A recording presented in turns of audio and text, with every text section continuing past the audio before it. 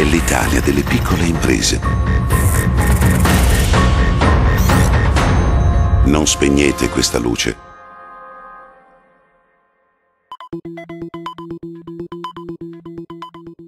Convegno regionale dei termoidraulici riuniti a Vicenza per un approfondimento sui contenuti del nuovo regolamento della Regione relativo agli impianti termici.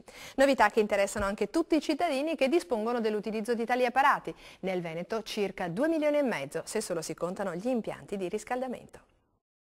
Dalla centrale termica condominiale alla caldaietta di casa, dal condizionatore alla stufa, tutti gli impianti di riscaldamento e raffrescamento sono soggetti al nuovo regolamento della Regione Veneto che detta norme su esercizio, conduzione, controllo, manutenzione e ispezione nell'intento di garantire innanzitutto efficienza energetica e sicurezza. Regione Veneto e associazioni di categoria hanno inoltre lavorato assieme alla stesura delle regole pensando al contenimento dei costi per gli utenti e alla semplificazione burocratica per gli installatori, come ci ha detto il loro presidente regionale Maurizio Pellegrin. Con l'obiettivo di facilitare il lavoro dei nostri colleghi installatori e tutti noi, semplificare tutte le operazioni e anche risparmiare alla fine. Credo che sia una delle prime volte che c'è stata una, direi, intensa collaborazione con i funzionari della Regione Veneto e questo è molto positivo, dato anche dai risultati. Temi principali dell'incontro, organizzato assieme alla Regione Veneto, sono stati gli obblighi già noti ma oggi in parte rivisti relativi al cosiddetto libretto di impianto e ai controlli, aspetti di grande interesse per tutti i cittadini che posseggono o sono responsabili della conduzione di impianti termici, ai quali non può certo sfuggire l'importanza delle manutenzioni periodiche, onde evitare incidenti che purtroppo talvolta ancora avvengono proprio a causa dell'indifferenza e dell'incuria. Sono chiamati controlli per la sicurezza dell'apparecchio, vengono eseguiti e devono essere eseguiti con una frequenza più breve nel tempo rispetto ai controlli per l'efficienza, proprio per garantire che l'impianto possa funzionare in modo assolutamente sicuro. Sentiamo più dettagliatamente quali sono le novità. Non abbiamo più un controllo della mera caldaia, oggi abbiamo un controllo di tutti gli impianti, quindi non abbiamo più solo da valutare il nostro generatore di calore, ma anche tutte le componenti che fanno gli impianti termici. Impianti termici che significa non solo impianti di riscaldamento, ma anche impianti di raffrescamento,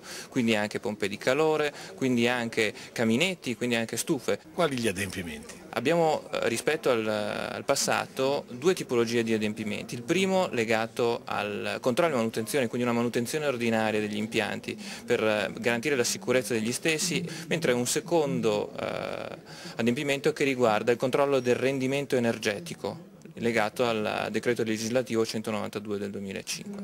Cosa significa? Significa che entrambi i due adempimenti hanno tempistiche differenti. Il primo, cioè il controllo ed eventuale manutenzione, segue tre priorità. La prima, le indicazioni del manutentore o dell'installatore, eventualmente la seconda, le indicazioni riportate all'interno del manuale della caldaia oppure dell'apparecchiatura di climatizzazione che dà le tempistiche, oppure la norma tecnica. Tipicamente per un impianto domestico stiamo parlando di un intervento l'anno, mentre il secondo intervento riguarda il controllo del rendimento energetico. Questo segue delle logiche di tempistica legate a quello che è l'allegato A del DPR 74, che banalmente per un impianto sotto i 100 kW alimentato a gas significa una volta ogni 4 anni e in occasione di questi controlli deve essere fatto l'invio del rapporto di controllo energetico dell'impianto. Tutto questo ha una scadenza. E dal 15 di ottobre c'è l'obbligo per tutti quanti gli impianti di dotarsi di un nuovo libretto. A partire dal 15 ottobre ci si dovrà quindi dotare del nuovo libretto d'impianto che sarà fornito dal manutentore in occasione del controllo periodico che, come abbiamo sentito, dovrà avvenire ora con cadenza annuale, mentre la verifica del rendimento andrà fatta non più ogni 2 ma ogni 4 anni. È abolito poi il bollino verde a pagamento della provincia. Le nuove norme prevedono inoltre l'istituzione del catasto degli impianti. Le ultime deliberazioni della Giunta hanno previsto l'istituzione di questo catasto o registro dei libretti entro la fine di quest'anno. Sarà un archivio telematico compilato online che conterrà tutti i libretti di impianto e i relativi rapporti di controllo che vengono inviati periodicamente secondo le cadenze previste.